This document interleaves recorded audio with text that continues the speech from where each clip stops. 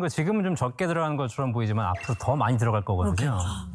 실제로 노후의 의료비가 굉장히 많이 들어가는데 우리가 통계를 보시면 생각보다 훨씬 더 심각합니다.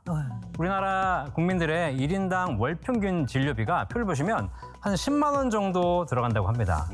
50대가 되면 10만 원 정도지만 60대가 되면 20만 원, 아하. 70대가 되면 33만 원, 아이고. 그리고 80대가 되면 45만 원의 의료비를 월 평균으로 지출한다고 합니다. 거기다가 이게 1인당이기 때문에 예. 부부 합산이면 90만 원 이상. 그러네. 굉장히 많은 진료비를 지출하고 있죠. 이걸 또 평생 지출해야 된다는 것이 우리나라 의료비의 가장 큰 문제이기도 합니다. 병원비를 그럼 도대체 우리가 보험으로 대체할 것이냐 아니면 자식들한테 전가시켜야 되느냐 네. 이런 고민들 하신단 말이죠. 네, 자식이 부모를 책임진다. 사실 이런 얘기 어떠세요?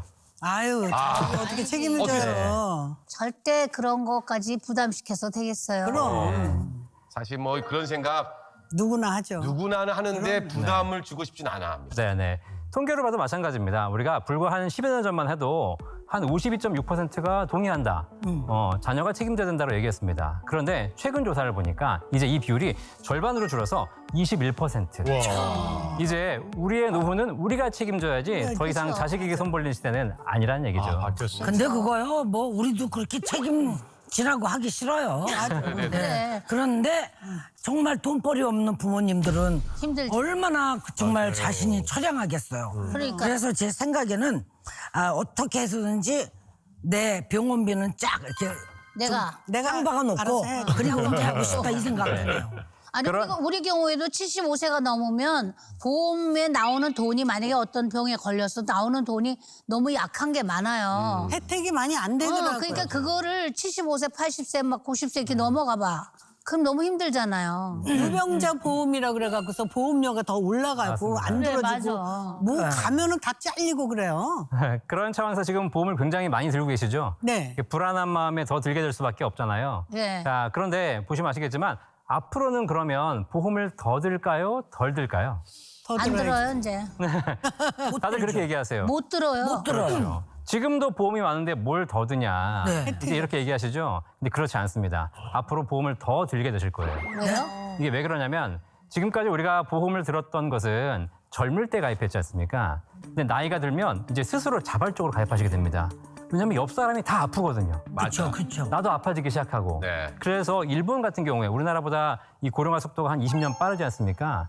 이런 나라들은 실제로 길거리에서 보험을 가입할 수 있습니다. 길거리? 예, 이게 이제는 누가 와서 가입하세요라고 하는 것이 아니라 내가 스스로 알아서 찾아서 가입하는 시대가 되어간다는 겁니다.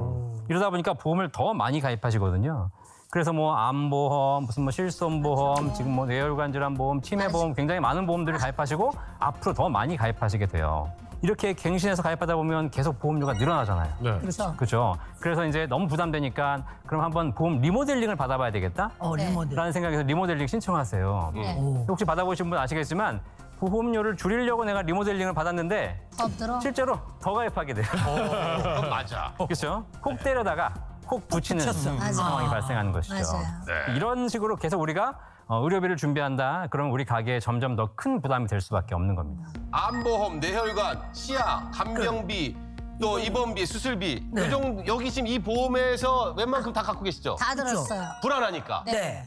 또 새로 거기에- 들까 말까 고민하시는 것도 계시죠? 그거 뭐죠? 넘어지면 다치면 상해보험. 상해보험. 상해보험. 상해보험도 다 들고 네. 뭐. 다 불안하니까 보험을 드신단 말이에요. 네. 근데 자식된 입장에서도 이 부모님을 모시고 병원에 모시고 가면 이것저것 질환의 약을 탈 때 병원비 또 약비 이거 토탈하면 3, 40명이 후딱 나와요. 맞아요. 그걸 또 부모님 보고 내세요? 라고 할 수 없어요. 그러니까요. 자식이 부모님께 죄송하니까 자식이 계산한단 말이에요. 네. 네. 당연하죠. 당연한 거죠. 근데 이게 실질적으로는 부모님이 내셔야 됩니다. 이게 세금도 그렇고 그렇죠. 원래는 본인의 의료비는 본인이 책임져야 되기 때문에 자녀가 그걸 내주게 되면 그건 사실 자녀가 부모한테 증여하는 게 됩니다. 그래서 세무적인 문제도 발생할 수 있습니다. 그래서 실제로 나의 의료비는 내가 준비해서 내가 지출하는 것이 가장 바람직하다.